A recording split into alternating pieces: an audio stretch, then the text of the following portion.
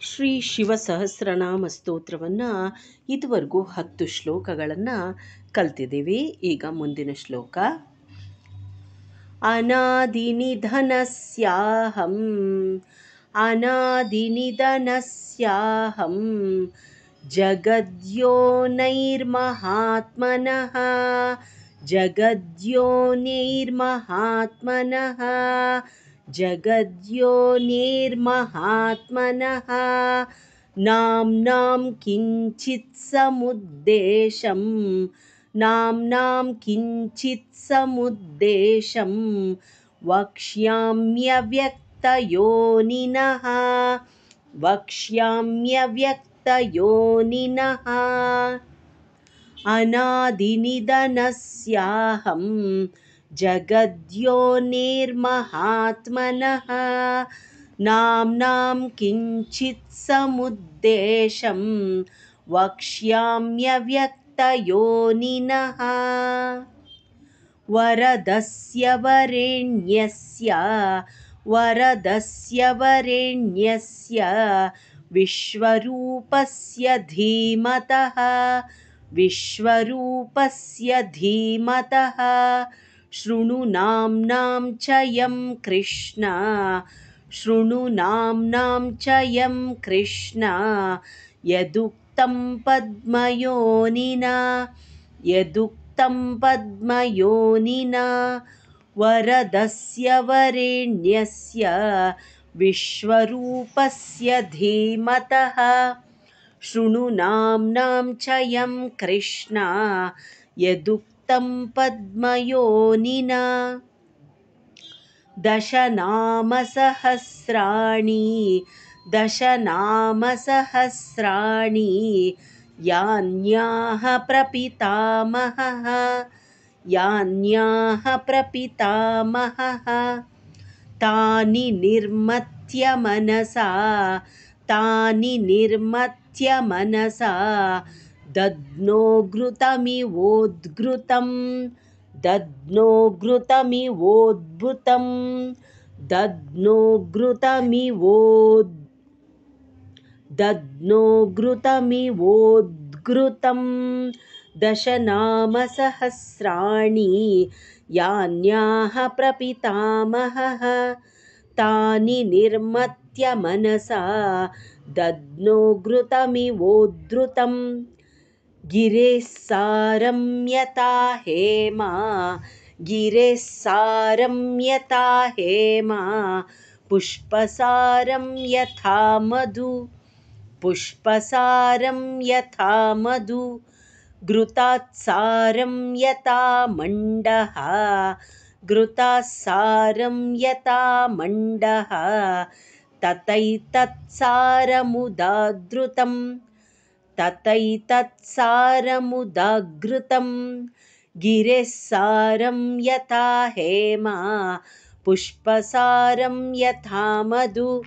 ಘೃತಾತ್ಸಾರಂ ಯಥಾ ಮಂಡಃ ತತೈತತ್ಸಾರಮುದಘೃತಂ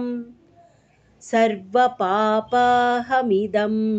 ಸರ್ವಪಾಪಾಪಹಮಿದಂ ಸರ್ವಪಾಪಾಪಹಮಿದಂ ಚತುರ್ವೇದಸಮನ್ವಿತಂ ಚತುರ್ವೇದಸಮನ್ವಿತಂ ಪ್ರಯತ್ನೇನಾಧಿಗಂತವ್ಯಂ ಪ್ರಯತ್ನೇನಾಧಿಗಂತವ್ಯಂ ಧಾರ್ಯಂ ಚ ಪ್ರಯತಾತ್ಮನ ಧಾರ್ಯಂ ಚ ಪ್ರಯತಾತ್ಮನ ಸರ್ವಪಾಪಾಪಹಮಿದಂ ಚತುರ್ವೇದಸಮನ್ವಿತಂ ಪ್ರಯತ್ನೇನಾಧಿಗಂತವ್ಯಂ ಧಾರ್ಯಂ ಚ ಪ್ರಯತಾತ್ಮನ ಪ್ರಯತ್ನೇನಾಧಿಗಂತವ್ಯಂ ಧಾರ್ಯಂ ಚ ಪ್ರಯತಾತ್ಮನ ಮಾಂಗಲ್ಯಂ ಪೌಷ್ಟಿಕಂ ಚೈವ ಮಾಂಗಲ್ಯಂ ಪೌಷ್ಟಿಕಂ ಚೈವ ರಕ್ಷೋಘ್ನಂ ಪಾವನಂ ಮಹತ್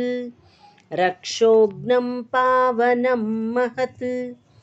ಇದಂ ಭಕ್ತಾಯ ದಾತವ್ಯಂ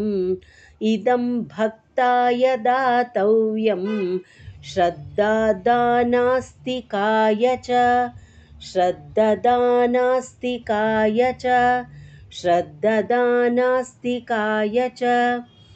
नाश्रद्ददानरूपाय नाश्रद्ददानरूपाय नास्तिकायाजितात्मने नास्तिकायाजितात्मने इदं भक्ताय दातव्यं श्रद्ददानास्तिकाय च नाश्रद्ददानरूपाय नास्तिकाय जितात्मने यश्चाभ्यसूयते देवं यश्चाभ्यसूयते देवं कारणात्मानमीश्वरं कारणात्मानमीश्वरं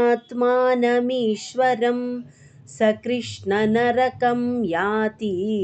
स कृष्णनरकं याति स कृष्णनरकं याति सह पूर्वैर्सहात्मजैः सह पूर्वैः सहात्मजैः यश्चाभ्यसूयते देवं कारणात्मानमीश्वरं स कृष्णनरकं याति सह पूर्वैः सहात्मजैः इदं ध्यानमिदं योगम् इदं ध्यानमिदं योगम् इदं ध्येयमनुत्तमम् इदं ध्येयमनुत्तमम् इदं जप्यमिदं ज्ञानम् इदं जप्यमिदं ज्ञानं रहस्यमिदमुत्तमम् रहस्यमिदमुत्तमम् इदं ध्यानमिदं योगम् इदं ध्येयमनुत्तमम् इदं जप्यमिदं ज्ञानं रहस्यमिदमुत्तमम् यं ज्ञात्वा अन्तकालेऽपि यं ज्ञात्वा अन्तकालेऽपि गच्छेत परमां गतिं गच्छेत परमां गतिं पवित्रं मङ्गलं मेद्यं पवित्रं मङ्गलं मेद्यं कल्याणमिदमुत्तमं कल्याणमिदमुत्तमं यं ज्ञात्वा अन्तकालेऽपि गच्छेत परमां गतिं पवित्रं मङ्गलं मेद्यं कल्याणमिदमुत्तमम्